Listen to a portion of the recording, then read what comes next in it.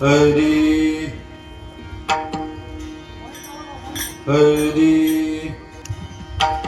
हरी त्यांचा समागम घडो त्यांचा समागम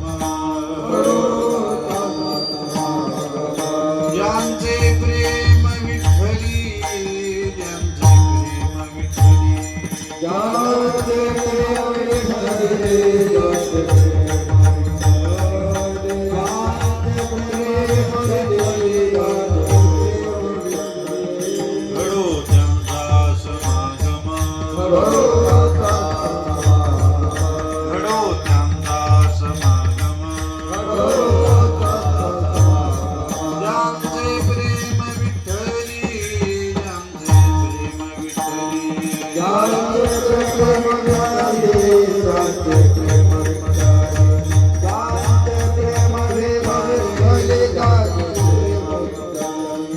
सहज त्यांच्या ऐकता गोष्टी सहज त्यांच्या ऐकता गोष्टी परमार्थ पोटी दुढावे परमार्थ पोटी दुढावे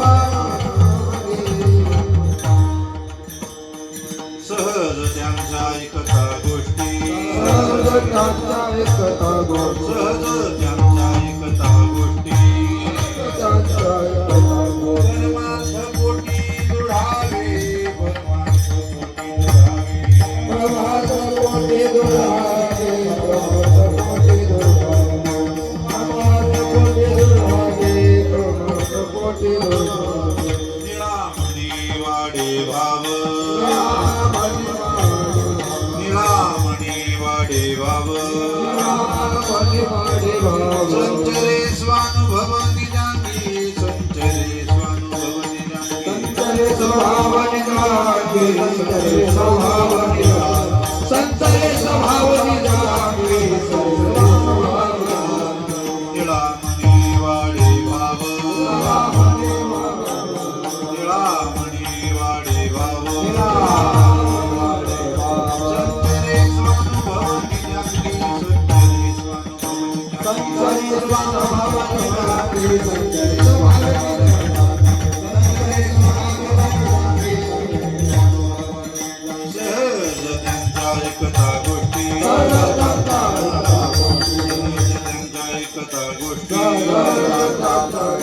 परमार्थ पोटी दुढावे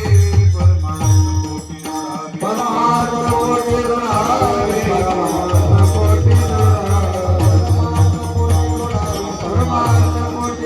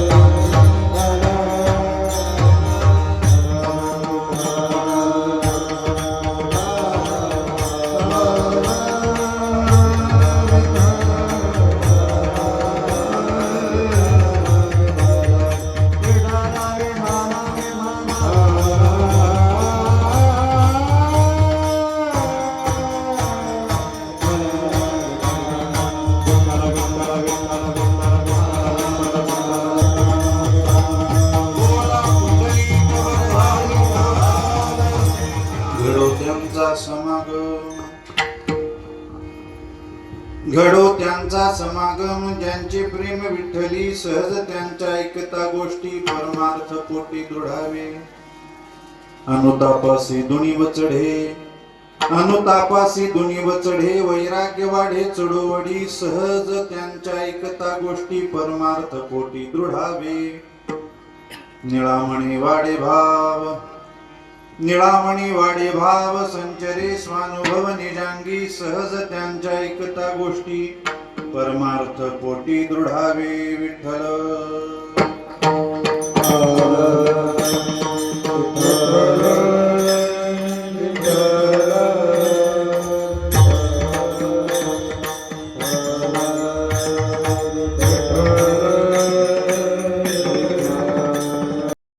पोटी दृढावे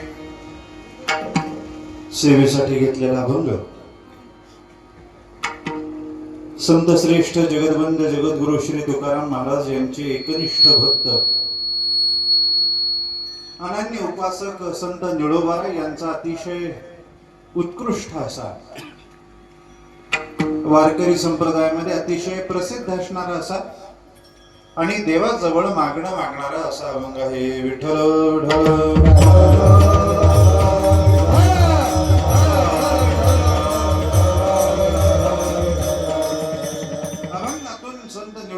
देवाजवळ जाऊन मागणं मागतात भगवंताला जाऊन निळोबारा म्हणतात देवा घडो त्यांचा समागम आम्हाला घडावा कोणाचा ज्यांचे प्रेम विठ्ठली ज्यांचं विठ्ठलावरती प्रेम आहे अशांचाच समागम आम्हाला घडावा याचा अर्थ ज्यांचं विठ्ठलावरती प्रेम नाही अशांचा समागम घडू नये अशी मागणी निळोबारा अभंगातून करतात निळोबारायच देवाजवळ जाऊन मागतात असं नाही सगळीच संत मंडळी देवाजवळ जाऊन मागताना आपल्याला दिसतात आपण ज्ञानोबारांची अभंग गाथा काढून पहा त्यातही ज्ञानोबारांनी देवाजवळ जाऊन मागितलेलं आपल्याला दिसतं नामदेवरायची काढून पहा नाथ महाराजांची काढून पहा तुकाराम महाराजांची काढून पहा सावतोबारांची काढून पहा गुरुबकाकाची काढून पहा सेना महाराजाची कोणत्याही संतांची अभंग गाथा काढून पहा त्या अभंग गाथेमध्ये आपल्याला दिसून येईल त्या संतांनी देवाजवळ जाऊन मागणी मागितलेली आहे ज्यावेळी संत महात्मे देवाजवळ जाऊन मागायला लागले हे मी पाहिलं त्यावेळी मला वाटायला लागले अरे मागतो तर तुमच्या माझ्यासारखा सामान्य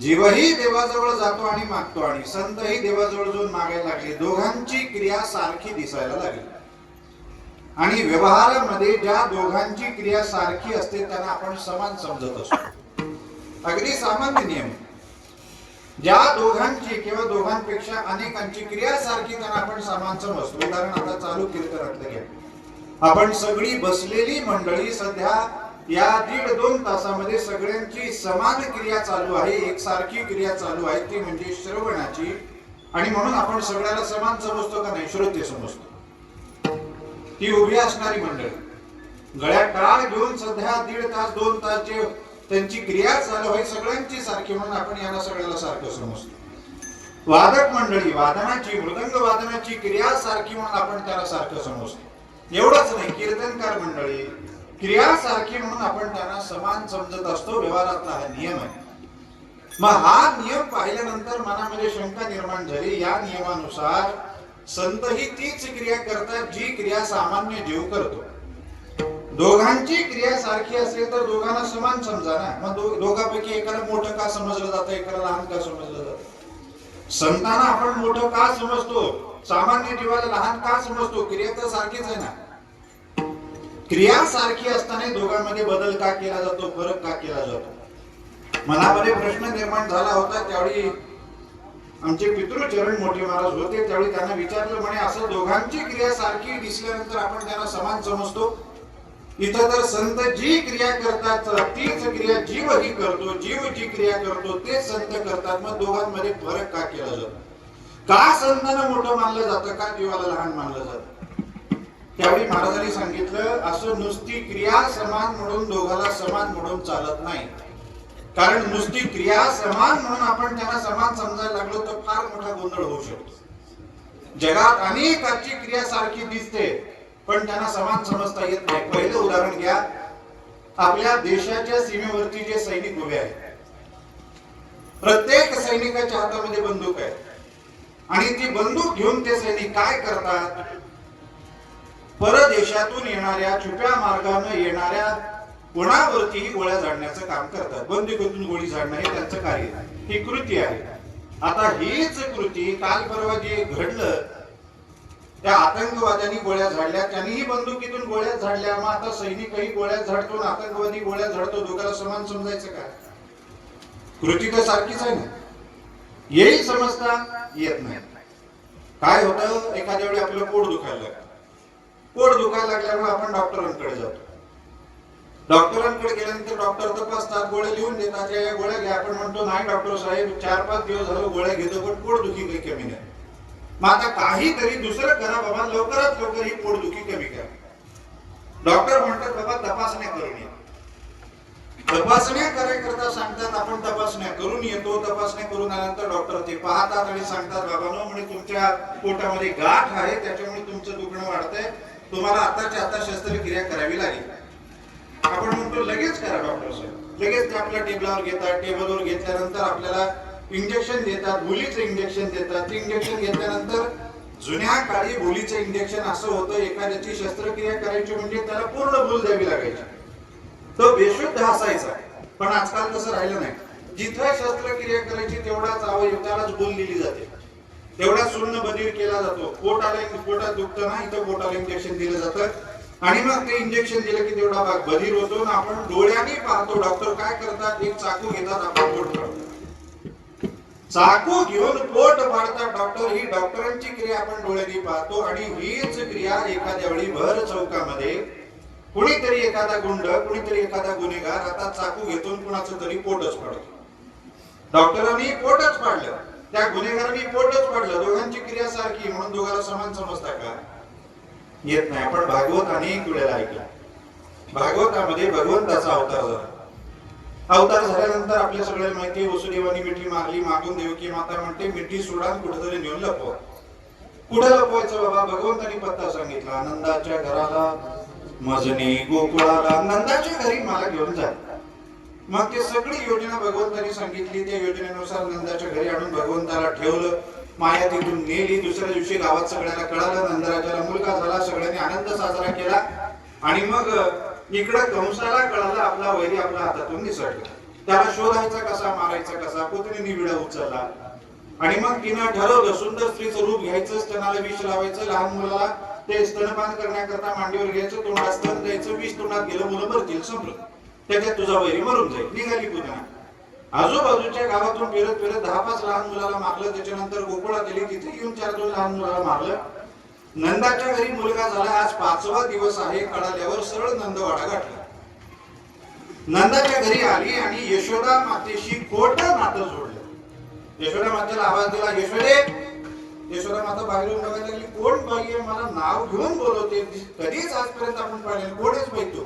अगे मला ओळखलं नाही ओळखलं. कोण आहेस तू? म्हणे तुझी बहीण आहे मी.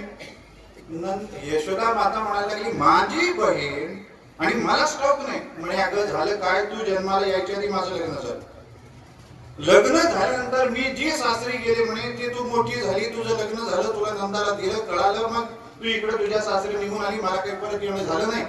आता मला कळालं तुला मुलगा झालाय. मी विचार केला, मी एकदम दोघाला भेटू, आपल्या बहिणीलाही भेटून आपल्या भाच्याला भेटून म्हणून भेटायला आले. यशोदा मातेला संशय येत होता, पण ही पुतना मायावी असल्यामुळे तिने आपली माया पसरलेली होती. यशोदा मातेला पुतना म्हणायला लागली, अगं तो माझा भाचा दाखव ना. यशोदा माता म्हणायला लागली, बाई दाखवला असता झोपलाय, झोपलाय म्हणजे आताच त्याला दूध पाजलंय, आता झोपलाय म्हणजे थोडा वेळ वाट पहा. आता आतून भगवंतानी हे सगळं ऐकलं.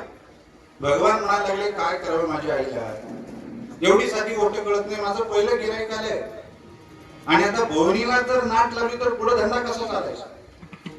लवकरात लवकर हिचा उद्धार नाही केला तर बाकीच्यांचा उद्धार कसा करता येईल.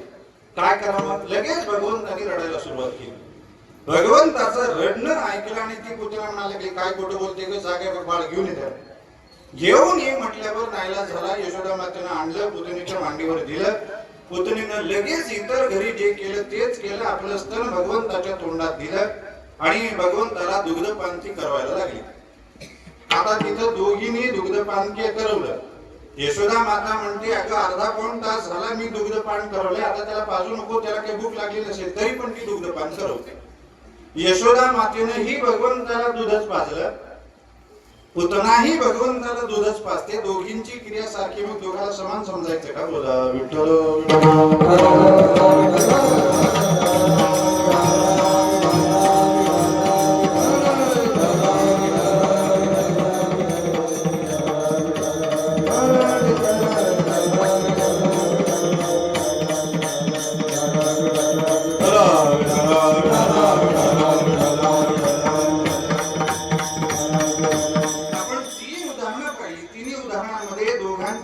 सारखी दिसते पण सारखी दिसल्यामुळे त्यांना आपल्याला समान समजता येत नाही. तसं महाराज म्हणायला लागले, संतही मागतात, सामान्य जीवही मागतो, म्हणून दोघांची क्रिया सारखी दिसली समान समजता येत नाही. का समजता येत नाही. कारण त्या क्रियेमागचा दोघांचा हेतू समान नाही. म्हणून यशोदा मातेने दुग्धपान करवलं भगवंताला. काय हेतू होता. भगवंताला सुख मिळावं म्हणून. या पुतणीनं भगवंताला दूध पाजवलं कशासाठी. दुःख देण्याकरता. दोघांचा हेतू वेगळा. डॉक्टर पोट पाडतात कशा करता. आपल्या वेदना कमी कराव्यात, कमी व्हाव्यात, आपला रोग दूर जावा याच्यासाठी. आणि गुन्हेगार आपलं पोट पाडतो कशासाठी. वेदना देण्यासाठी. दोघांचा हेतू विरुद्ध झाला.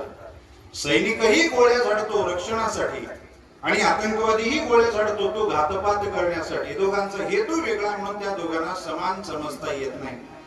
तसंच आपण बसलेले श्रोते मंडळी, सगळ्यांचा हेतू कीर्तन ऐकण्याचा सारखा असतो का. नाही ना. काही श्रोते कीर्तनाला येतात, त्यांना संगीताची आवड असते, ते म्हणतात आज काहीतरी चांगल्या चाली ऐकायला मिळतील. काही श्रोते कीर्तनाला येतात, ते म्हणतात काहीतरी मनोरंजन होईल चांगलं. काही श्रोते म्हणतात बघू महाराज काय विनोद करतात. काही श्रोते येतात म्हणतात बघू महाराज राजकारणावर काय बोलतात. आता कीर्तनात संत वाङ्मयाचा विषय राहिला नाही, ते सोडून सगळं चालतं कीर्तन. काय महाराज नवीन बोलतात ऐकायला. पण फार कमी बोटावर मोजण्याची श्रोते मंडळी असतात जे म्हणतात अभंग कसा महाराज सोडवतात हे बघू. बरोबर अभंगाला धरून चालतात का नाही, बरोबर अभंग सुटतो का नाही, त्यांना तरी अर्थ कळतो का नाही, हे बघून ते ठरवून ऐकायला येणारी श्रोते मंडळी फार कमी.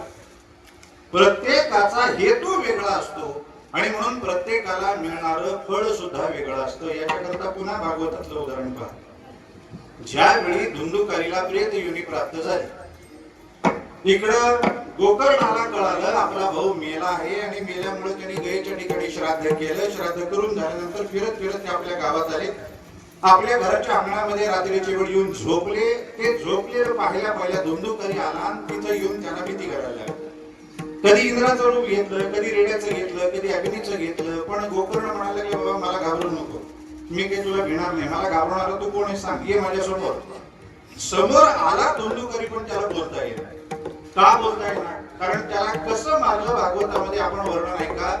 ज्या 5 स्त्रियाला त्यांनी घरात आणून ठेवलेलं होतं त्या 5 जणींनी याला सांगितलं बाबा एवढं तेवढं धन आम्हाला चालणार नाही, भरपूर धन पाहिजे.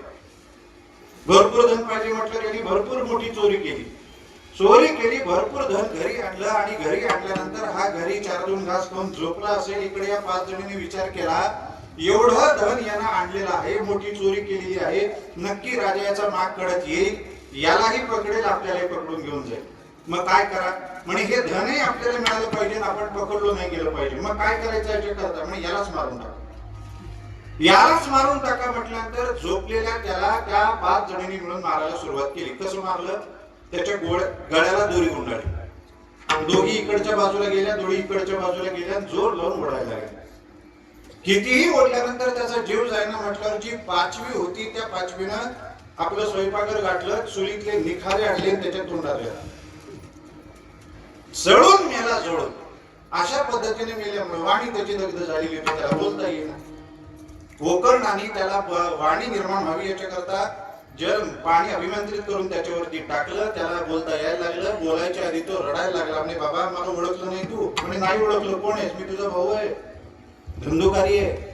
अरे बाबा तुला ही गती कशी प्राप्त झाली? तुझ्याकरता मी गयेच्या ठिकाणी श्राद्ध केलं.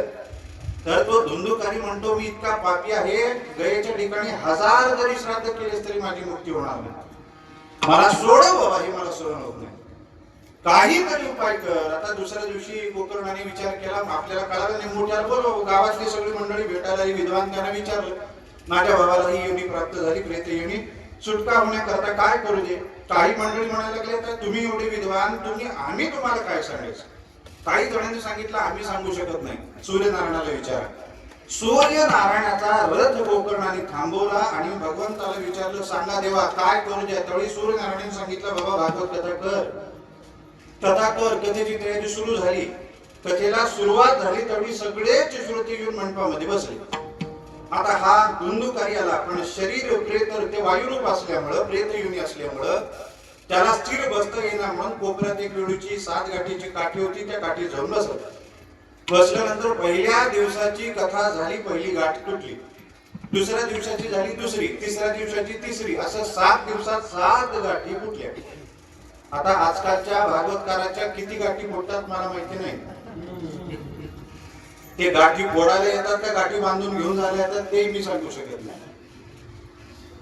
7ही गाठी फुटल्या आणि मग त्याला दिव्य देह प्राप्त झाला. त्याला घेऊन जायला विमान आलं आणि विमानात ते पार्षद बसलेले होते. गोकर्णाने विचारलं बाबा एकच विमान आणलं? एकच आणलं का? तर ते म्हणाले की हो आम्हाला एकच सांगितलं, एकालाच न्यायचं नाही. सगळ्यांनी श्रवण केलं, एवढी गर्दी करून श्रोत्यांनी भागवत ऐकलं, तुम्ही एकच विमान घेऊन आलात, एका विमानात एवढे सगळे बसवायचे? म्हणजे नाही, एकालाच घेऊन जायला विमान. नाही, श्रवण तर सगळ्यांनीच केलं ना. या समोर बसलेल्या श्रोत्यांनी केलं आणि ते प्रेतरूप वायुरूप शरीर असलेल्या त्या धुंदुकारीने केलं. त्यालाच घेऊन जायला विमान का आलं, बाकीच्याला घेऊन जायला का आलं नाही? त्यावेळी त्या पार्षदानं सांगितलं बाबांनो, म्हणे ज्या हेतून त्या प्रेत योनीला प्राप्त झालेल्या धुंदुकारीने भागवत ऐकलं त्या हेतून श्रोत्यांनी ऐकलं नाही म्हणून. विठ्ठल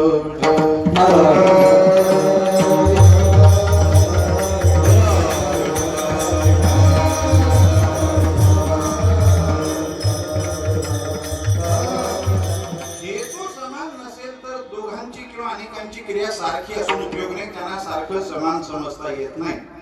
त्याच्यामुळे संत मागतात त्यांच्या मागचा हेतू वेगळा आणि तुमच्या माझ्यासारखा सामान्य जीव मागतो त्याच्या मागण्या मागचा हेतू वेगळा. आपण मागतो स्वार्थ आहे आपल्या मागण्या मागे, पण संतांच्या मागण्या मागे परार्थ आहे. संत कधीच स्वतः करता मागत नाही. अकल्प आयुष्य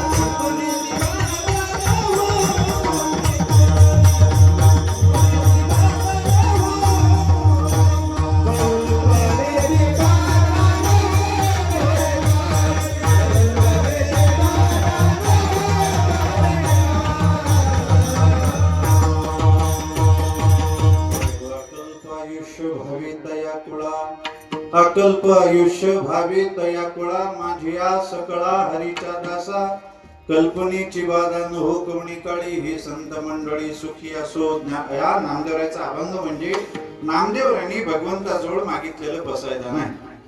या अभंगातून आपण अनेक वेळेला अभंग गातो, मला तर वाटतं रोज गातो। या अभंगाचा अर्थ आपल्याला व्यवस्थित कळतो। मला सगळ्यांनी या अभंगाचा अर्थ विचारात घेऊन सांगा, या अभंगातून स्वतः करता नामदेवरांनी काय मागितलं?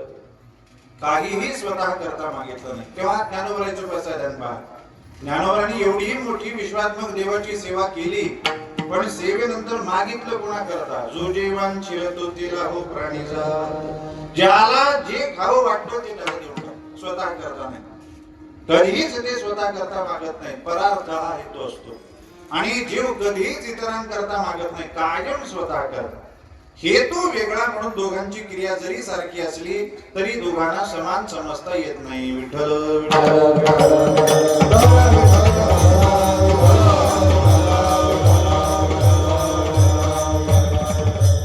पहिले कारण, दुसरे कारण असं आहे, जे दोघे मागतात त्या दोघांचा विचार करा।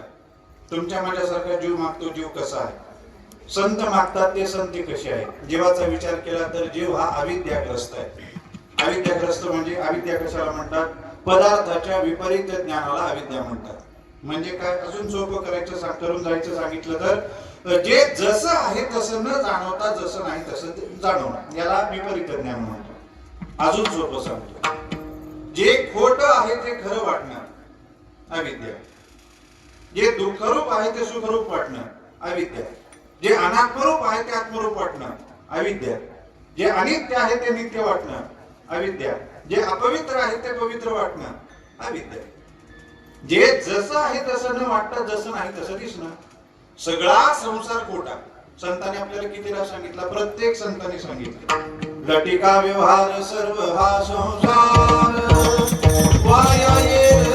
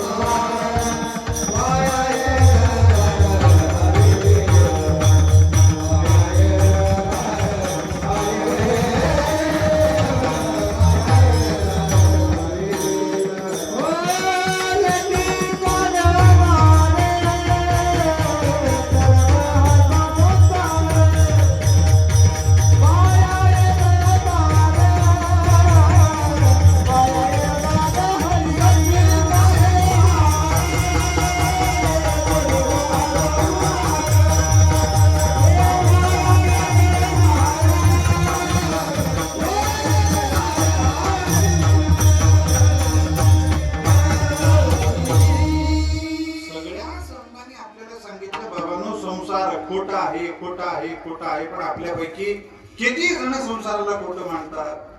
कोणीही संसार खोटा मानायला तयार नाही, संतांनी सांगून सुद्धा। का बरं? कारण विपरीत ज्ञान, कारण अविद्या आपल्या ठिकाणी आहे। त्याच्यामुळं या अविद्येमुळं हा खोटा असणारा संसार आपल्याला खरा दिसायला लागतो। मुळंच आपलं अपवित्र असणारं शरीर आपल्याला पवित्र दिसायला लागतं। तुकाराम महाराजाला विचारा, शरीर कसं आहे? महाराज सांगतात, शरीर दुःखाचे गोठा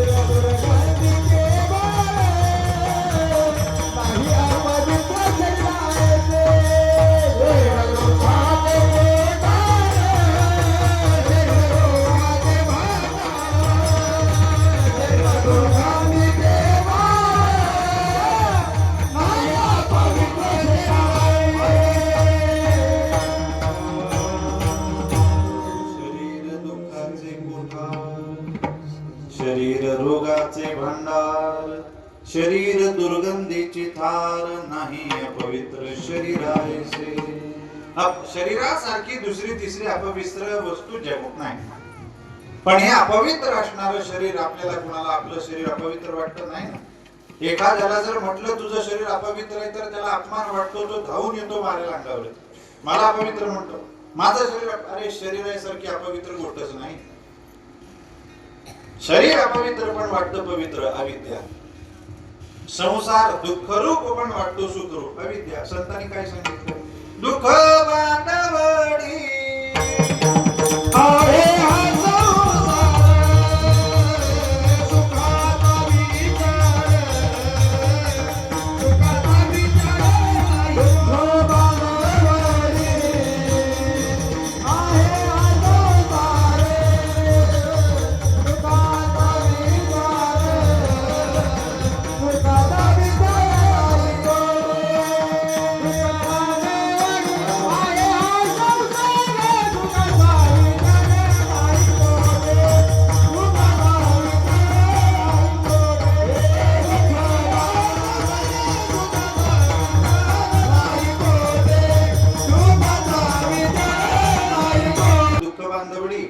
दुःखाचा बंदीखाना म्हणजे कसा?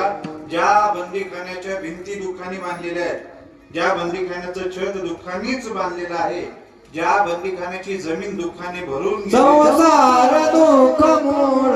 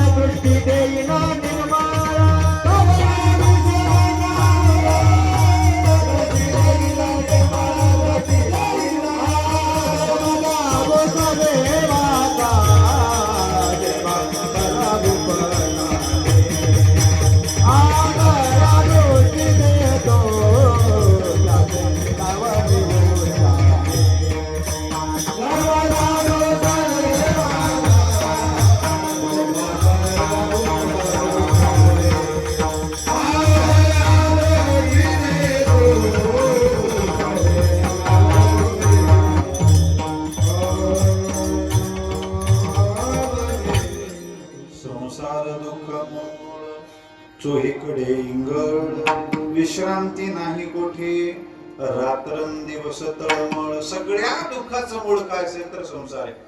हा संसार दुःखाचा बंदीखाना. सगळं दुःखच संसारात आहे, दुःखरूप आहे. पण दुःखरूप असणारा संसार आपल्यापैकी कुणाला दुःखरूप जाणवतो? कुणाला नाही. म्हणून तर आपली रात्रंदिवस या संसारामध्ये, दुःखरूप असणाऱ्या संसारामध्ये सुद्धा सुख मिळवण्यासाठी धडपड चालू. बाबा सुखाचा विचार नाही कोठे. विचार सुद्धा सुखाचा संसारात नाही. तरी पण आपल्याला वाटतं संसारात सुख आहे. का? अविद्या. या अविद्येमुळं जे अनात्मरूप आहे ते आत्मरूप वाटतं, ते अनात्मरूप पण आत्मरूप वाटतो. संसार अनित्य पण नित्य वाटतो. हे असं वाटायचं कारण ही अविद्या. अविद्या आपल्याच ठिकाणी असते, संतांच्या ठिकाणी नाही. बर नुसती अविद्याच आहे का? नाही. अस्मिता आहेच आहे, राग आहेच आहे, द्वेष आहेच आहे, अभिनिवेश आहेच आहे. सगळेच्या सगळे क्लेश जे वेदांताने सांगितले, जे योगसूत्रांनी सांगितले तुमच्या माझ्या ठिकाणी, पण संतांच्या ठिकाणी यापैकी काहीही नाही. शेवटी सांगितला अभिनिवेश. अभिनिवेश म्हणजे मरणाचं भय. प्रत्येकाच्या अंतःकरणामध्ये हे मरणाचं भय असतं. म्हणून प्रत्येक जण प्रयत्न करतो काय? आपलं मरण टाळावं बा. मरण टाळावं. झालं काय? आपलं जसं गाव पूर्ण तसं गाव. त्या गावामध्ये आपलं हे जसं मंदिर आहे विठ्ठल मंदिर, तसं मंदिर होतं. त्या मंदिरामध्ये चातुर्मासाच्या काळामध्ये सकाळी 8 ते 9 या वेळेमध्ये भागवतावरती पुराण चालायचं. गावात एक पंडित होते, शास्त्री होते. ते रोज 8 ते 9 या वेळेत भागवत सांगायचे. एका दिवशी 8 ते 9 भागवत झालं. भागवत झाल्यानंतर ते आपल्या ग्रंथ गुंडाळत होते. श्रोत्यांनी दर्शन घेतलं, श्रोते निघून गेले. यांना थोडस मंदिरातून बाहेर पडायला वेळ झाला. त्यांनी ती पोथी बांधली, घराकडे निघाली. घराकडे जात असताना त्यांनी पाहिलं आपल्या समोरून म्हणजे विरुद्ध दिशेने एक भला मोठा साप येतोय. साप त्यात विलक्षण म्हणे आजपर्यंत पाहिला नाही असा. त्याचा आकार मोठा, त्याची लांबी मोठी, त्याचा रंग वेगळा, सगळंच वेगळं म्हणे. पहिल्यांदा तर हे घाबरले, म्हणजे आपल्याकडे यायला लागला आणि आपल्याला चावला तर आपलं काही कळलं नाही. थांबून ते बघायला लागले हा कुठं जातो. त्या सापाने यांच्याकडे येत आहे एकदम दिशा बदलली. बाजूला एक मोठा श्रीमंताचा वाडा होता, त्या वाड्यात घुसला. वाड्यात घुसल्यानंतर अंगणामध्ये त्या श्रीमंताचा नातू खेळत होता. सरळ जाऊन त्या नातवाला दंश केला आणि शांतपणे वाड्याच्या बाहेर पडले. सगळं या पंडितांनी शास्त्री बुवांनी पाहिलं. अरे म्हणे हा साप सरळ घुसला वाड्यामध्ये, लहान लेकराला दंश केला, चावला, त्याला मारलं, निघून आला बाहेर. आरडाओरडा सुरू झाला. गावातली मंडळी सगळी जमा झाली. आता तिथे ते सगळे पुढचे विधी चालू. पण या पंडितांनी तिकडे पाहिलंच नाही. या सापाच्या मागे निघाले. या सापाने गाव सोडला आणि गावाच्या बाहेर आल्यानंतर थोडस अरण्य लागलं. त्या अरण्यात आल्या आपलं रूप बदललं. जो साप होता तो एकदम वाघ झाला. वाघ झाला. एक समोर हरिण जात होतं, त्या हरणावरची झेप घेतली, त्याला मारून टाकलं, पुढे निघाला. पुढे निघाल्यानंतर हे पंडित म्हणायला लागले ही काय भानगड आहे बाबा. आता जो साप होता त्याचा वाघ डोळ्यासमोर झाला. आता या वाघाचा काय होतो बघू म्हणून त्याच्या मागे मागे जायला लागले. थोड्या अंतरावर गेल्यावर त्यांना दिसलं या वाघाचा एक पुरुष झालेला आहे. माणूस झालेला बघितल्या हे धावत पळत गेले, त्याच्या पायाला लागले. पायावरचे डोकं ठेवून नमस्कार केला.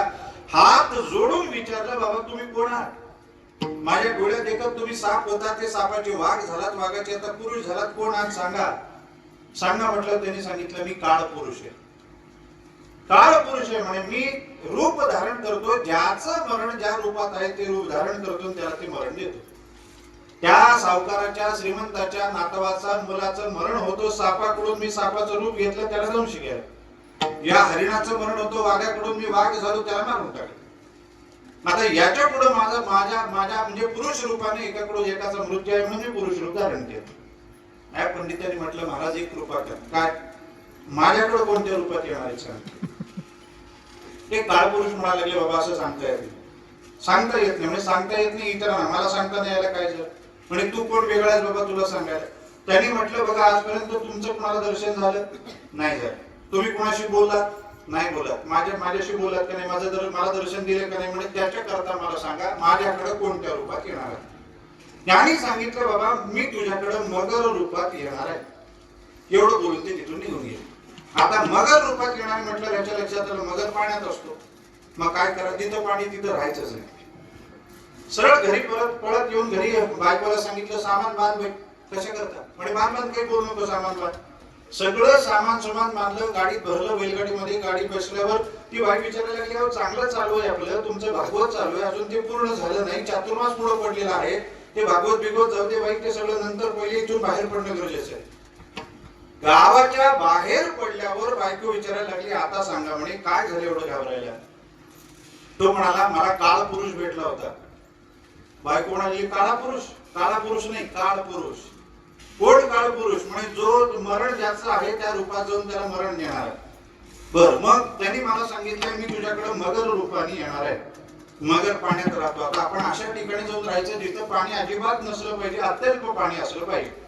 मगर नावाचा प्राणी तिथे नसला पाहिजे. ठीक आहे. मारवाड प्रदेश गाठला, तिथला राजा गाठला, राजाकडे जाऊन परिचय दिला, राजाकडे काम सुरू झालं. राजाने काम दिलं. काय दिलं? रोजचा हिशोब लिहायचा, जमा खर्च ठेवायचं काम राजाने दिलं. आणि मग तो काम चालू असताना राजाला सहज बसल्या बसल्या आणि काही पुराणातल्या गोष्टी सांगितल्या. का म्हणजे तुम्हाला पुराण चांगलं सांगता येतं? हो म्हणजे मी शास्त्री पंडित आहे, गावात पुराण सांगायचो. राजा म्हणायला लागला मलाही रोज सांगायचं. इथलं गावातलं भागवत बंद पडलं, तिथे चाललं. रोज कथाही ऐकवायच्या, भागवतही ऐकवायचं, पुराणही ऐकायचं, हिशोबही लिहायचं. 15-20 वर्षाचा काळ गेला. 20 वर्षानंतर राजाच्या मुलाचं लग्न ठरलं आणि लग्न होतं मुलीकडे.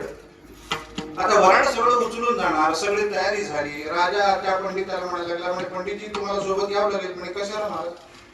कशाला म्हणजे रोजचा हिशोब ठेवायला. म्हणजे काय गरज आहे हिशोबाची? मी तुम्हाला मोजून इथं पैसे देतो, ते तुम्ही घेऊन जा, जेवढे उरले तेवढे परत आणा, मी हिशोब मांडून टाकतो. नाही असं नाही चालत. रोज तुमच्याकडे जो हिशोब लिहायची आहे पद्धत, ती पद्धत ठेवली पाहिजे. आमच्या सोबत तुम्ही आलं पाहिजे. नाही महाराज मला यायचं आहे. तुम्ही म्हणत असाल तर मी तुमच्या पदरी नोकरी करतो, नाही तर नोकरी सोडून जातो, मी तुमच्या सोबत काही येणार नाही. राजा म्हणायला लागला एवढं झालं काय, लगेच नोकरी सोडून जातोय म्हणायला लागला. 20 वर्ष झालं तुम्ही माझ्याकडे, मी तुम्हाला कधी काही त्रास दिला नाही, आता फक्त सोबत लग्नाला चला म्हणलं तेवढं नाराज झालात. म्हणे काय झालं काय सांगा. म्हणे महाराज मला पाण्यापासून भीती आहे. का भीती आहे. म्हणे माझं मरण मला माहिती आहे, माझ्याकडे जो मृत्यू येणार आहे, काळ पुरुष येणार आहे, तो मगर रूपाने येणार, म्हणून तर मी माझं राज्य सोडून आपल्याकडे आलो, इथं पाणी कमी आहे म्हणून, मला परत तिकडे यायचं नाही. राजा म्हणाला काय मगरीला घाबरता, एवढं काय घाबरायचं तर नाही, मगरच मगर, माझ्याकडे बघा केवढं मोठं सैन्य आहे, तुम्ही माझ्यासोबत चला. म्हणे तुमच्या केसाला सुद्धा मी धक्का लावू देणार नाही. जिथं आपला मुक्काम पडेल तिथून आमच्यापासून लांब 1 किलोमीटरवर तुमची आम्ही छावणी घालून देऊ आणि तुमच्या छावणी भोवती 100 सैनिकाचा वेढा ठेवतो. तिथं मगर सोडा, माशी सुद्धा येणार नाही, डास सुद्धा फिरकणार नाही, काळजी करू नका, पण तुम्ही आलं पाहिजे. राजाने आश्वासन दिल्यामुळं हे पंडित निघाले. पहिलाच मुक्काम एका तीर्थक्षेत्रात पडला. तिथं वाहणारा तीर्थ, भली मोठी गंगा वाहणारी होती, नदी वाहणारी होती. आणि याने विचार केला आता इथं नदी आहे म्हणजे इथे तर जवळ जायचंच नाही, काय करा मग. तिथून 1 किलोमीटर नाही 2 किलोमीटर लांब छावणी टाकली. 100 नाही 150 सैनिकांचा वेढा मागून घेतला. आज दोघे नवरा बायको राहिला. रात्र गेली, पण दुसऱ्या दिवशी सकाळी ज्यावेळी सगळीच मंडळी तीर्थस्नानाला निघाली, राजा निघाला तीर्थस्नान घडतं. चला आंघोळीला राजा जात होता, तेवढ्यात त्याला एका श्रीमंताची भेट झाली. त्या श्रीमंतांनी राजाला जाऊन नमस्कार केला. म्हणे महाराज मी अमक्या अमक्या गावचा असा श्रीमंत आहे, माझा नियम आहे महाराज, मी तीर्थ स्नान केल्यानंतर एखादा जर कोणी ब्राह्मण असेल तर त्या ब्राह्मणाला 10 तोळे सोनं देतो. आहे का आपल्याकडे कोणी. राजा म्हणाला आहे बाबा, साधा सुद्धा नाही, पंडित आहे, पण ते इथं जवळ नाही, 2 किलोमीटर लांब आहे, ते पाण्यापाशी येत नाही, तुम्हाला पाहिजे असेल तर माणूस देतो, त्यांना जाऊन भेटा. तो म्हणाला त्या भेटून तरी येतो. माणसाला सोबत घेतलं, पंडिताच्या छावणीत आले. पंडितांना पाहिलं कोणीतरी माणूस आला, विचारलं कोण आहेत बाबा. म्हणे आमच्या आमच्या गावचा श्रीमंत शेठजी आहे, माझा नियम आहे तीर्थ स्नान केल्या मी त्याला 10 तोळे, संकल्प सांगणाऱ्या ब्राह्मणाला 10 तोळे सोनं देतो. पंडित ते म्हणायला लागले तुझं 10 तोळे सोनं घेऊन मी काय करू, जीवच राहिल्यानंतर सोनं घेऊन काय करायचं. म्हणजे मला यायचं नाही बाबा, यायचं नाही. बर ते शेठजी म्हणायला लागले विचार करा, इथं दुसरा कोणी ब्राह्मण मला नाही, तुम्ही पंडित आहात, शास्त्री आहात, तुमचा अधिकार मोठा आहे, मी म्हणून तुमच्यासाठी सोनं वाढवतो. म्हणे 25 तोळे सोनं देतो. 25 तोळे सोनं. बर तीर्थामध्ये येऊन नदीत येऊन संकल्प सांगायचं नाही, 50 फूट लांब उभा राहा, तिथून संकल्प सांगा. 25 तोळे सोनं. 25 तोळे म्हणजे काय झालं, काय भाव चालू आहे. 1 लाख. आता पुढे किती जाईल काही सांगता येत नाही. मी तर म्हणतो एका तोळ्यात मध्ये आपला 1 सप्ताह होऊन जाईल, एवढा भाव चालू आहे आता. म्हणजे 25 तोळे म्हणजे 25 लाखाचं सोनं. आता त्यांना थोडा लोभ सुटला. म्हणजे काही हरकत नाही, म्हणजे जवळ येणार नाही, 50 फूट लांब उभं सांगणार, काय हरकत नाही, चला. तसाच तो वेळा घेतला, आले 50 फूट लांब उभं राहून. हे शेठजी पाण्यात जाऊन उभे राहिले, गुडघ्यावर पाण्यात, जास्ती नाही. म्हणजे घ्या पाणी हातात, मी संकल्प सांगतो इथून. ते म्हणायला लागल्यावर तुम्ही 50 फूट लांब, मी पाण्यात, असं कुठं कानावर येतं का, थोडं जवळ या, अर्ध्यात या, 25 फुटावरती या. ते म्हणाले नाही बाबा मी तेवढं जवळ येत नाही. म्हणजे बघा तुम्ही 25 फूट अलीकडे आलात तर मी 25 तोळे सोनं वाढवतो, 50 तोळे सोनं देते. आता 25 तोळे वाढलं म्हटलं की ते थोडं जवळ आले. म्हणजे सांगायला लागले संकल्प, म्हणा घ्या घ्या घ्या, काय घ्या काय म्हणा, काय ऐकू येत नाही, अलीकडे या थोडं, अलीकडे या. म्हणे आता अजून किती अलीकडे पाण्यात आलं तर मगर येईल, इथं कुठं मगर येणार आहे. बघा 200 सैनिक आहेत तुमच्या भोवती, मी आहे, राजा आहे, सगळेच आहेत, घाबरता कशाला. त्या मगरीची शेपूट जरी दिसली तर आम्ही तिला कापून टाकू, काही काळजी करू नका, या बघा. म्हणजे तलवारी कशा आहेत बघा, कसे भाले, सगळे शस्त्र कसे आहेत बघा, बिलकुल घाबरू नका, या जवळ या. ते पंडित यायला तयार नाही. त्या शेठजीने सांगितलं जर मी जिथं उभा आहे तेवढ्या गुडघ्यावर पाण्यात कुठं मगर येते का, गुडघ्यावर पाण्यात या. म्हणजे इथे याल तर 100 तोळे सोनं देईल. 100 तोळे म्हणाला, आता बघा किती झालं गणित. जाऊ दे, वारकऱ्यांचे फार मोठं ह्याच्यात येते, आपल्याला तेवढे आकडे येत नाही, तेवढे शून्य घालता येत नाही. एवढा सोनं मिळणार म्हटल्यावर ते म्हणाले लागले बघा बरं का, तेवढ्याच पाण्यात येईल, पुढे येणार नाही. गुडघ्यावर पाण्यामध्ये ते आले ब्राह्मण आणि पंडितजी म्हणायला लागले लवकर घ्या, लवकर संकल्प सोडतो, लवकर घ्या. हात पुढे केल्या त्या शेठजीने हात धरला. म्हणे अहो हात धरू नका, हातात पाणी घ्या, मी संकल्प सांगतो, सोडा पाणी. शेठजी म्हणाले कसला संकल्प, अहो तुम्ही मला संकल्पाची 100 तोळे देतो, कशाची 100 तोळे, काय देणार नाहीत का, काय द्यायचं काय घ्यायचं. त्यांनी विचारलं कोण आहेत तुम्ही पंडितांनी. ते शेठजी म्हणाले ओळखलं नाही, तुम्ही नाही ओळखलं. ते शेठजी म्हणायला लागले अहो तुमच्या डोळ्यासमोर जर सापाचा वाघ आणि वाघाचा पुरुष होतो ते आता त्यालाच पुरुषाची मगर व्हायला किती वेळ लागते. लगेच मगरीचं रूप घेतलं आणि त्या पंडिताला ओढून नेलं. विठ्ठल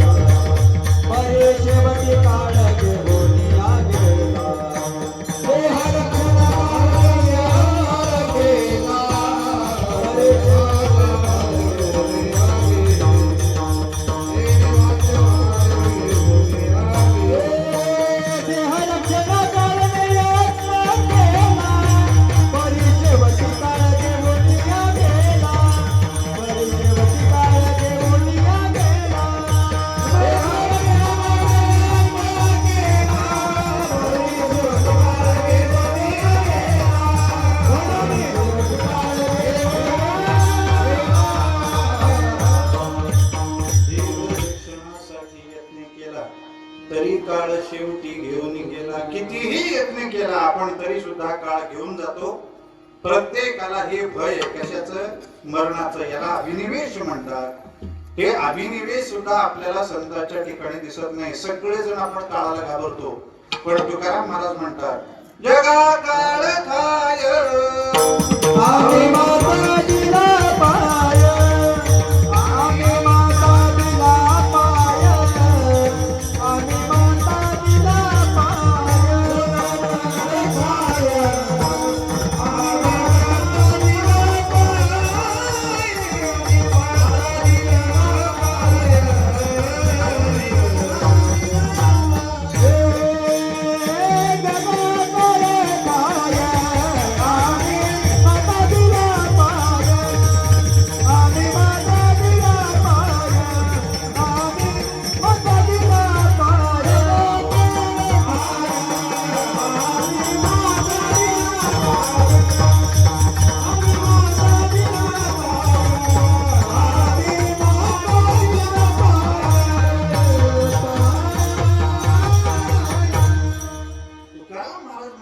जगाला काळ खातो पण त्या काळाच्या माथ्यावरती आम्ही पाय दिला. जगा काळ खाय आम्ही माथा दिला पाय. आम्ही म्हणजे कोणी, सगळे नाही.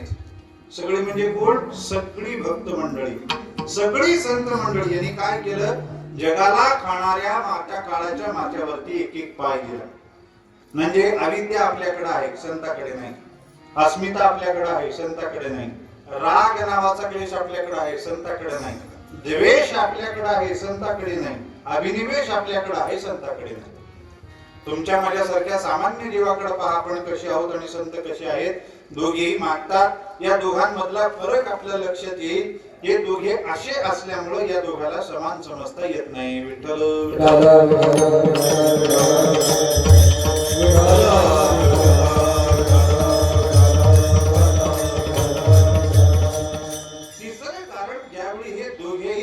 जाऊन मागतात त्यावेळी देव यांच्याशी कसा वागतो बघा. आपण देवाकडे जातो, देवाजवळ मागायला लागतो, देवा द्या. त्यावेळी देव आपल्याशी कसा वागतो. आणि संत महात्मे देवाकडे जातात आणि मागायला लागतात, त्यावेळी देव कसा वागतो. तुमच्या माझ्यासारखा सामान्य जीव ज्यावेळी देवाकडे जाऊन मागायला लागतो त्यावेळी परमात्मा म्हणतो बाबा देव म्हणायला लागलास तू, पण जे मागतो त्याच्याकरता लागणारी सेवा तुझी नाही, अजून सेवा दे मग मी तुला देतो. काही जीवाची मागणी तात्काळ पूर्ण झालेली आपल्याला दिसते. त्यांनी मागितलं का त्याला मिळतं. आपण म्हणतो काय भाग्य बघायचं, मागितल्याला मिळतं. कसं काय देव देतो. आम्ही 1000दा मागतो तर 10दा सुद्धा देव देत नाही. हा 1000दा मागतो 1000दा देव देतो. का देतो, का देतो, कारण याची मागणी केवढी असते तेवढी याची सेवा असते. मग आपल्याला का देत नाही, आपली मागणीच जास्ती असते, सेवा कमी असते. ज्याची सेवा कमी आणि मागणी अधिक असते त्याला परमात्मा म्हणतो मी नाही तूच मला सेवा दे मग मी तुला देतो. आपल्याशी भगवंताचं वागणं असं. पण ते संत महात्मे भक्त महात्मे देवाकडे गेले तर परमात्मा त्या भक्ताला संताला पाहून करतो काय. आपण बोलवरांचं चरित्र पाहतो. झालं काय, बोलोबराय पंढरपूरला वारीला जायचे. बोलोबराय म्हणजे कोण? तुकाराम महाराजांचे वडील पितृचरण. वारीला जात असत आणि प्रत्येक वारीला बोलोबराय पंढरपूरला आल्या आल्या परमात्मा काय करायचा, रांगेत बोलोबराय दिसल्या वाट बघायचा त्यांची. बोलोबराय आता या वारीला तरी माझ्याकडे येऊन काही मागतात का? मागण्याची आज पाये मुखाकडे, मागण्याची वास पाये मुखाकडे, मागण्याची वास पाये मुखाकडे,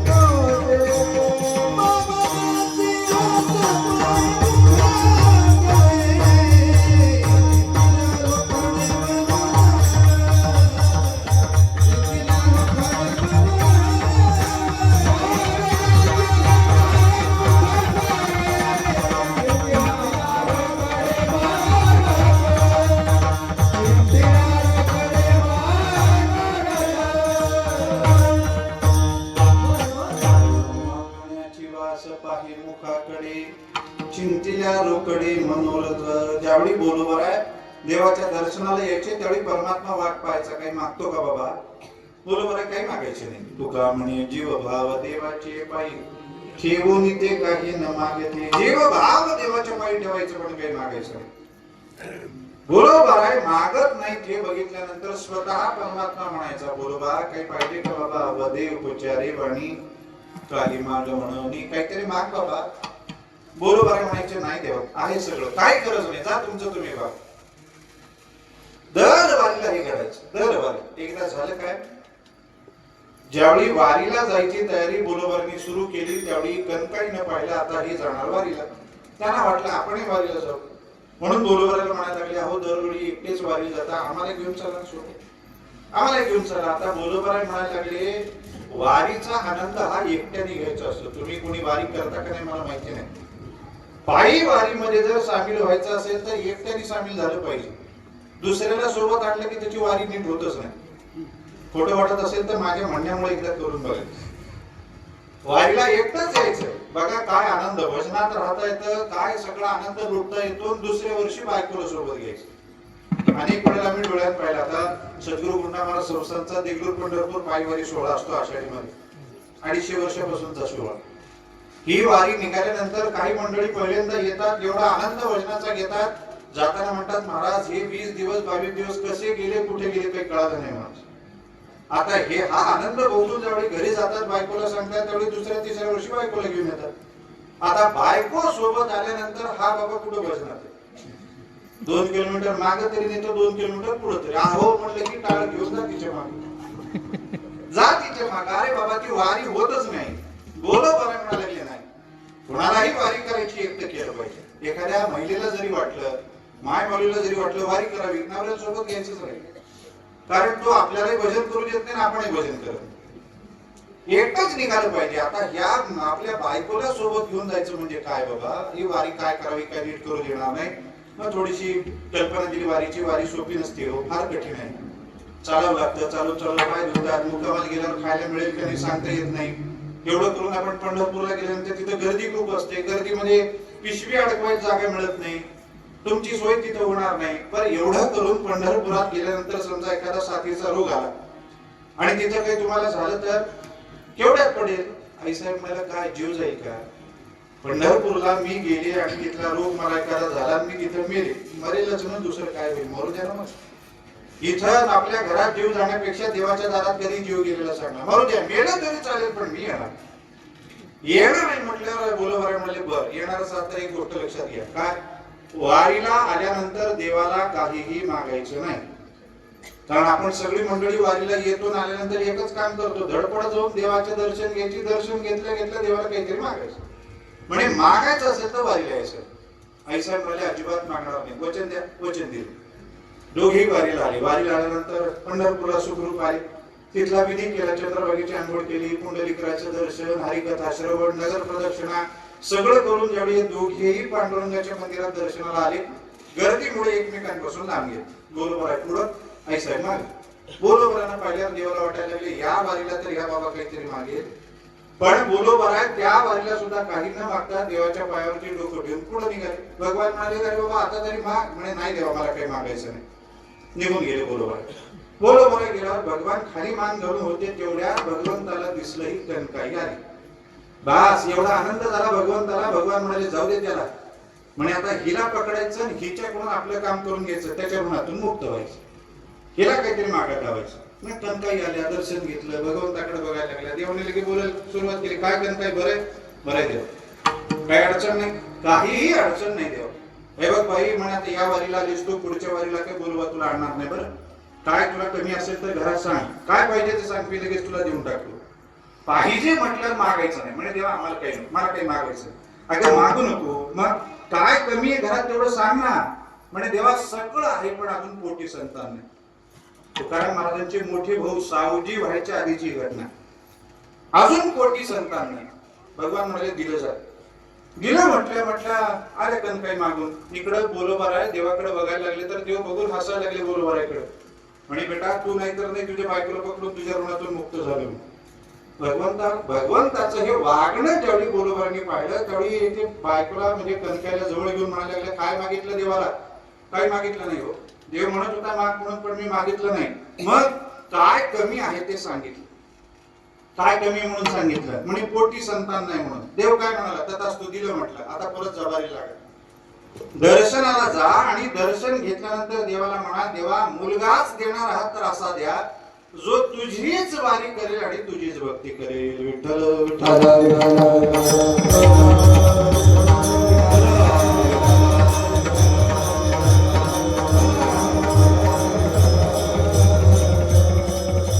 आपण देवाकडे जातो त्यावेळी देव आपल्याशी कसा वागतो बघा, आणि संत महात्मे भक्त महात्मे जातात त्यावेळी कसा वागतो बघा. हा फरक लक्षात घ्या म्हणजे आपल्याला या दोघांमधला फरक कळेल. आणि चौथं कारण का दोघांना समान समजायचं नाही, कारण तुम्ही आम्ही जे मागतो बरोबर त्याच्या विरुद्ध संत महात्मे मागतात.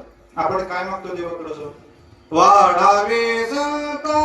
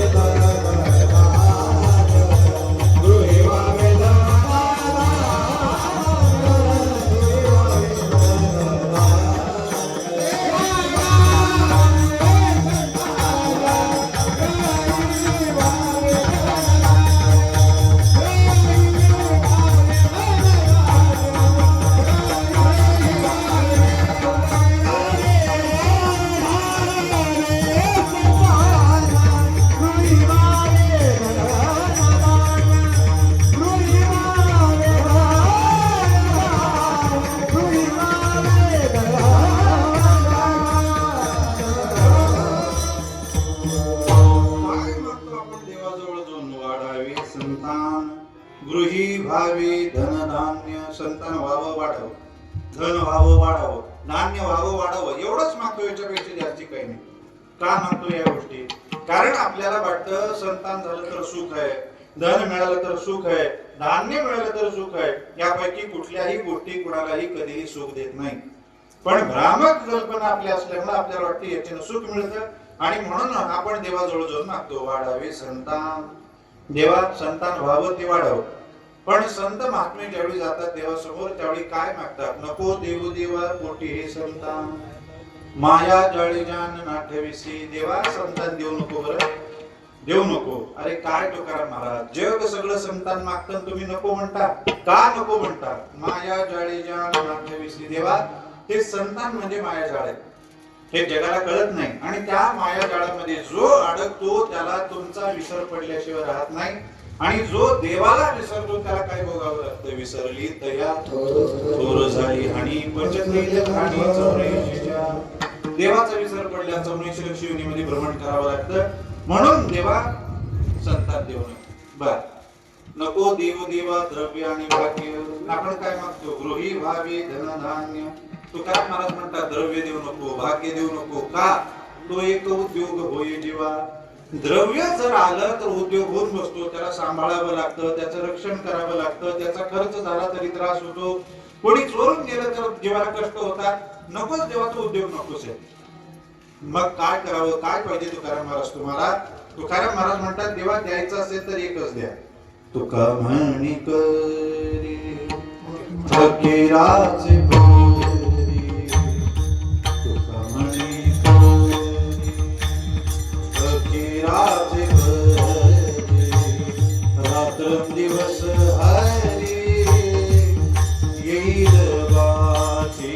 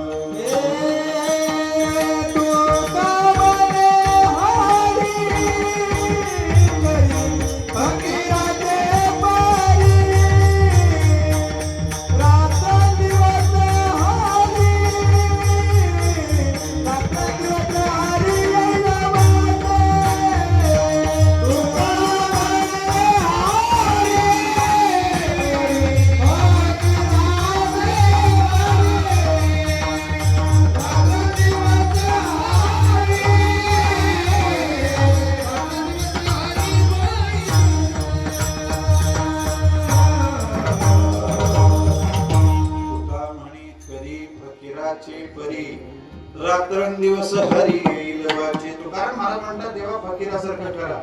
पोटी संतान नको, जवळ धन नको, धान्य नको, द्रव्य नको, काहीही नको. एखादा फकीर जसा असतो तसा फकीर करा. भगवान म्हणायला लागले तुम्हाला फकीर करायचं? तुम्हाला भक्ताला संताला जर मी फकीर केलं तर जग मला जगू देईल का बाबा? काय मागताय विरुद्ध जगाच्या? तुकाराम महाराज म्हणायला लागले ते मला माहिती नाही.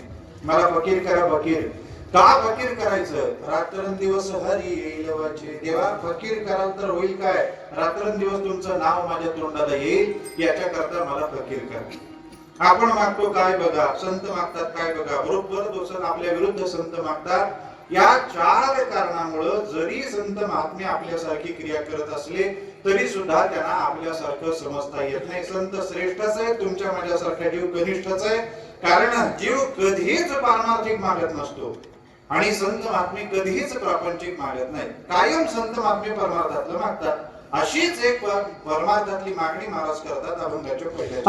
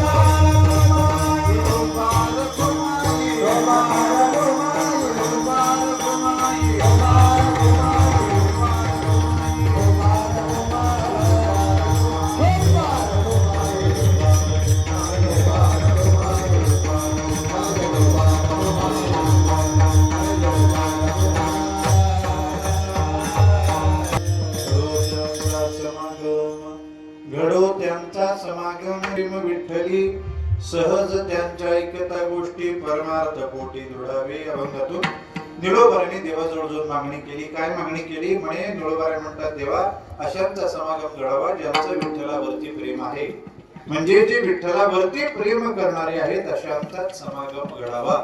निळोबारांनी स्पष्ट देवाजवळ मागितलं. काय? समागमाची, संगतीची मागणी केली. का केली? संगती देवाकडे जाऊन मागायची असते का?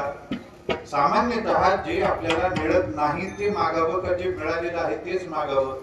संगतीचा विचार केला तर तुमच्या माझ्यासारख्या प्रत्येक माणसाला संगती मिळालेलीच आहे का नाही? प्रत्येक गोष्टीची संगती मिळाली.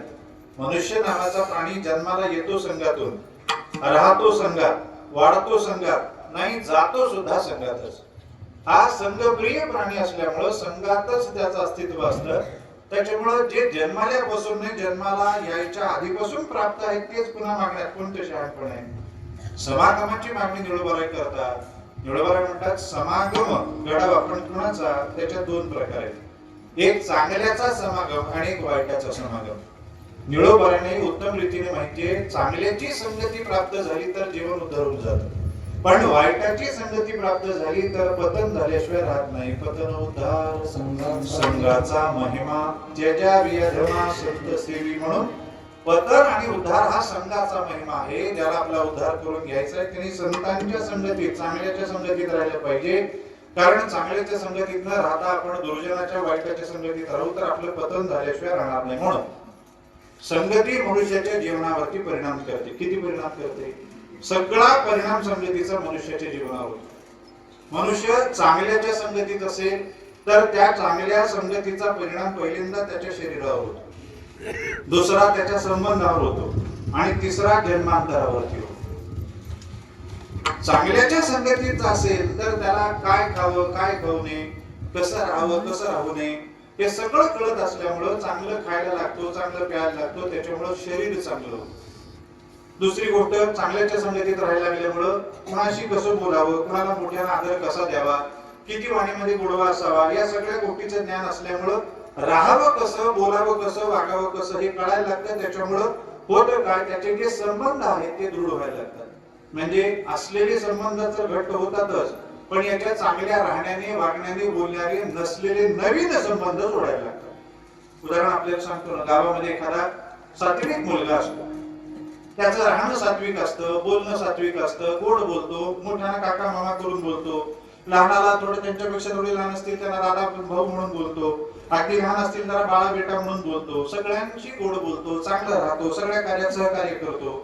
अशा मुलाचे संबंध नातेवाईक तर जोडतातच, पण ज्यांचा नात्या गोत्याचा संबंध नसतो असे सुद्धा गावातली मंडळी त्याच्यावर जीव लावतात. त्याच्याशी संबंध, अरे तो नाही तर काही खरं नाही बरं, त्याला बोलवलं पाहिजे. हे कशामुळे निर्माण झालं? चांगल्या वागण्या बोलण्यामुळे. मग हे चांगलं वागणं बोलणं आलं कुठून? चांगल्याच्या संगतीमुळे. चांगल्याच्या संगतीमुळे संबंध चांगले होतात, संबंधावरती परिणाम. आणि एवढंच नाही, चांगल्याच्या संगतीत राहिल्यामुळे होतं काय, चांगलंच कर्म त्याच्याकडून होतं, त्या चांगल्या कर्माचा परिणाम म्हणून पुण्य गाठी होतं, जमा होतं, आणि या पुण्याच्या जोरावरती त्याला पुढच्या जन्मामध्ये सुख मिळायला लागतं. विठ्ठल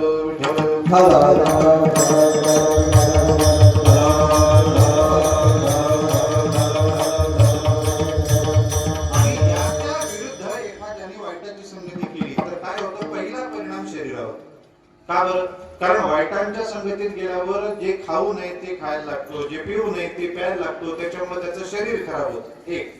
दुसरी गोष्ट, वाईटाच्या संगतीत गेल्यामुळे जसं बोलू नये तसं बोलायला लागतो, जसं वागू नये तसं वागायला लागतो, जसं राहू नये तसं राहायला लागतो. आणि मग त्याच्यामुळे होतं काय, नवीन संबंध निर्माण होणं सोडा, असलेले संबंध सुद्धा तुटायला लागतात.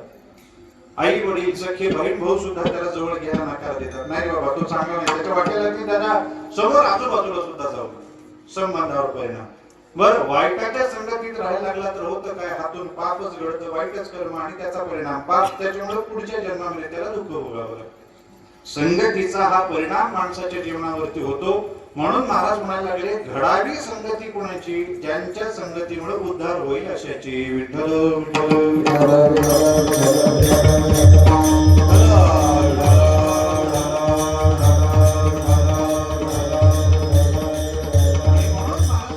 महाराज म्हणतात देवाला, संगतीचा परिणाम आम्हाला माहितीये देवा, संगतीमुळे मनुष्याचे जीवन घडतही बिघडतही, म्हणून आम्हाला संगती तर मिळणारीच आहे, आजपर्यंत ती मिळालेली आहे. पण आमच्या मनातल्या जे जसे आहेत तशी संगती आमच्या मनातली संगती मिळाली नाही. आम्हाला काय वाटतं, कोणाची संगती मिळावी? ज्यांचं विठ्ठलावरती प्रेम आहे अशांची घडो त्यांचा समागम. ज्यांचे प्रेम विठ्ठली, ज्यांचं विठ्ठलावरती प्रेम आहे, म्हणजे विठ्ठलावरती कुणाचं प्रेम नाही? आपण सगळी इथं जमलेली मंडळी सगळ्यांचं विठ्ठलावरती प्रेम आहे का नाही? सगळ्यांचं आहे. मग सगळ्यांची संगती पाहिजे? नाही. इथं विठ्ठली शब्दाचा अर्थ विचारात घेत असताना विठ्ठलावर असा घ्यायचा नाही. मग विठ्ठली म्हणजे ज्यांच्या संबंधानं विठ्ठलाच्या मनात प्रेम आहे अशांच्या संगतीची मागणी महाराज करतात. भगवंताच्या भक्तात दोन प्रकार आहेत की नाही? एक भगवंतावर प्रेम करणारे भक्त आणि दुसरे भगवान ज्यांच्यावर प्रेम करतात असे भक्त. विठ्ठल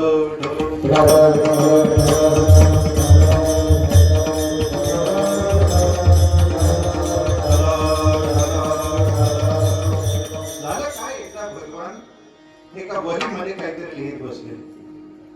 भगवंताचं लिहिणं चालून एवढ्यात नारद तिथे गेले. नारदांनी पाहिलं भगवान काहीतरी लिहायला लागले. ते एकदम नारदाची चाहूल लागले. भगवंतांनी गडबडीने ती वही झाकली आणि आपल्या मांडी खाली ठेवली. नारदाला बघितलं, या या या नारदा या. नारदांनी बघितलं, देवानी वही मला बघून लपवली, काहीतरी विशेष लिहिलंय. त्याचं काय लिहिलेलं असेल?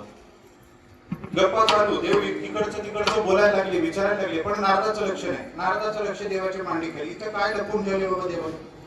काय लपून ठेवले? थोड्या वेळाने नारदाने विचारलं देवाला, देवा म्हणे मला पाहिल्या तुम्ही वही झाकली मांडी खाली लपून ठेवली, ती वही काय बघू बरं, काय लिहिता? भगवान म्हणाले, असं बघू नये नारदा. कोण काय लिहितो कोणाच्या वहीमध्ये ते आपण असं बघू नये. प्रत्येकाची वैयक्तिक खासगी गोष्टी असतात. त्यामुळे नाही देवा, माझ्या तुमच्यात काय अंतर आहे का? तुम्ही मी काय वेगळे आहेत का? म्हणे नाही देवा, बघू दे मला काय. तुम्ही ती वही जोपर्यंत दाखवणार नाही तोपर्यंत मी जाणार नाही. भगवान म्हणले, ठीक आहे बाबा, आता तुम्ही म्हणून दाखवतो. वही मांडी करून काढली, नारदासमोर ठेवली. नारदाने ती वही काढली, पहिलं पान काढलं, वर लिहिलं होतं, माझ्यावर प्रेम करणारे भक्त. बस नारदाला कळालं, या भगवंतांनी यादी केली. कुणाची? त्यांच्यावर प्रेम करणारे भक्ताची. लगे पहिलं पान काढलं, पहिलंच नाव लिहिलं होतं, श्री नारद. बस एवढा आनंद झाला नारदाला. एवढा आनंदामुळे पहिलं नाव माझं लिहिले भगवंतानी.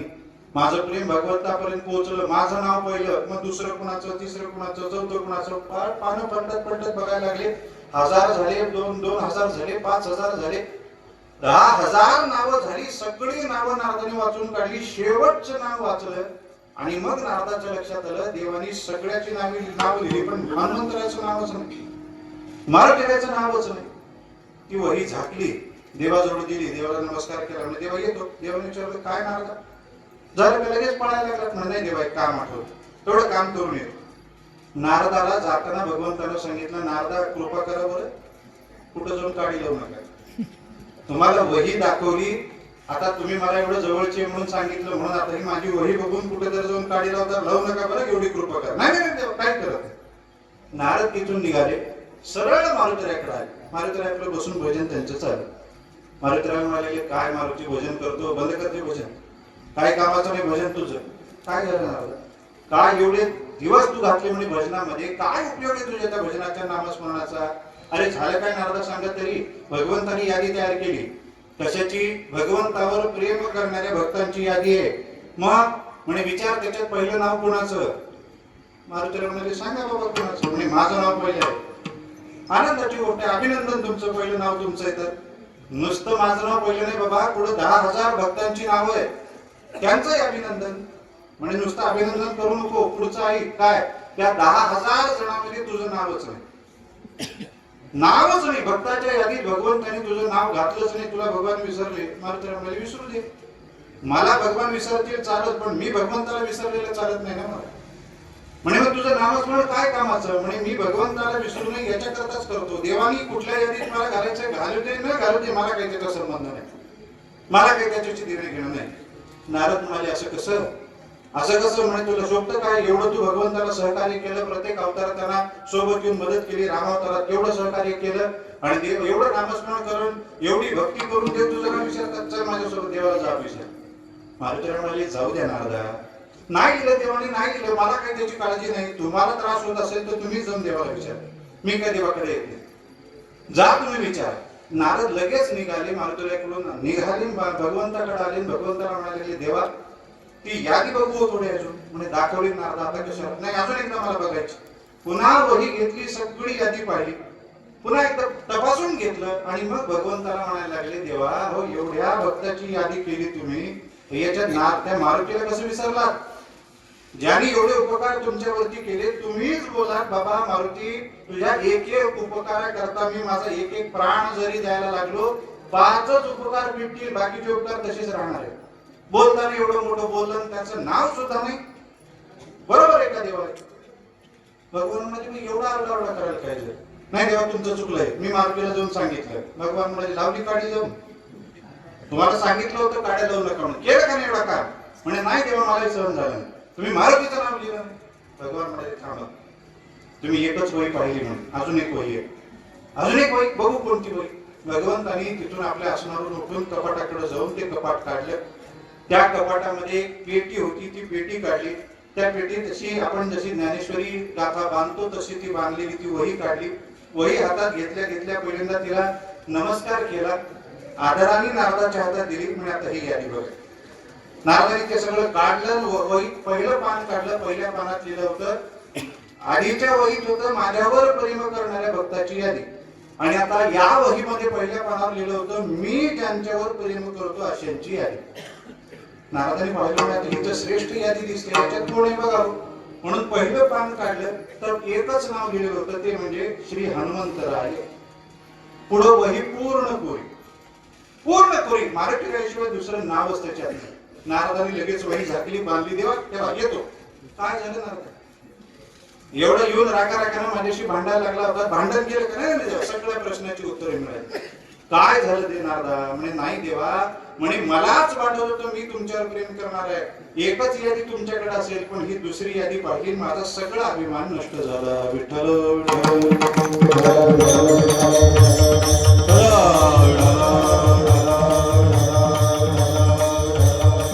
म्हणजे देवावर प्रेम करणारे आपण सगळे आहोत त्यांची संगती मिळवायला मागत नाही संगती कुणाची मागितली देव ज्यांच्यावर प्रेम करतो अशाची मारुतीरायासारख्यांची तुकाराम महाराजांसारख्याची ज्ञानोबरायांसारख्याची नाथ महाराज नामदेवरायांसारख्याची अशा संतांची भक्ताची संगती महाराज मागतात बर विचारलं कशासाठी उत्तर देतात सहज त्यांच्या ऐकता गोष्टी परमार्थ पोटी दृढावे कारण अशा संतांच्या मुखातून येणाऱ्या सहज गोष्टी जरी ऐकल्या तरी सुद्धा अंतःकरणातला परमार्थ दृढ व्हायला मुळात संतांच्या बोलण्यामुळे अंतःकरणात परमात्म्याचं बीज पडतं आणि ते पडलेलं बीज त्यांच्या संगतीत राहून त्यांचे सुवाक्य कानावर पडायला लागले सुविचार कानावर पडायला लागले सुभाषित कानावर पडायला लागले तर ते दृढ व्हायला लागतं परमार्थाचं बीज दृढ होतं म्हणजे काय होतं निडवारे सांगतात अनुतापासी धुळीवर चढे वैराग्य वाढे चढवडे संत महात्म्यांच्या मुखातून येणारं सहज वाक्य जरी ऐकलं तरी अंतःकरणात पहिल्यांदा अनुताप म्हणजे पश्चाताप निर्माण होतो आणि हा पश्चाताप वाढत वाढत जातो पराकाष्ठेला पोचतो उच्च अवस्थेला पोचतो त्यावेळी अंतःकरणात वैराग्य निर्माण होतं वैराग्याचे 6 प्रकार सांगितले त्याच्यात सुरू होतं यतमानापासून आणि शेवट होतो परवैराग्यापर्यंत एक पायरीचं एक वैराग्य सांगितलं यतमान वैराग्य निर्माण होतं व्यतिरेक वैराग्य निर्माण होतं एकेंद्रिय वैराग्य निर्माण होतं वशीकार वैराग्य निर्माण होतं अपर वैराग्य निर्माण होतं परवैराग्य निर्माण होतं आणि मग ज्यावेळी त्या भक्ताच्या अंतःकरणामध्ये परवैराग्य निर्माण होतं त्यावेळी भगवंताच्या संबंधाचा भाव अंतःकरणात निर्माण होतो अभंगाच्या शेवटच्या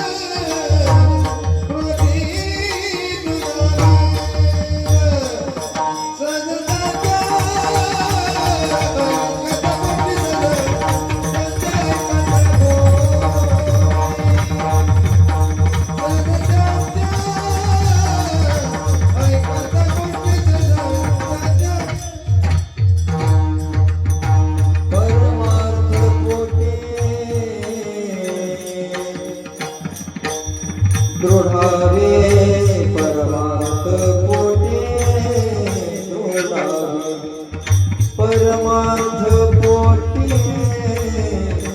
दृढावे परमार्थ पोटे दृढावे साधकांचा ऐकता गोष्टी साधकांचा ऐकता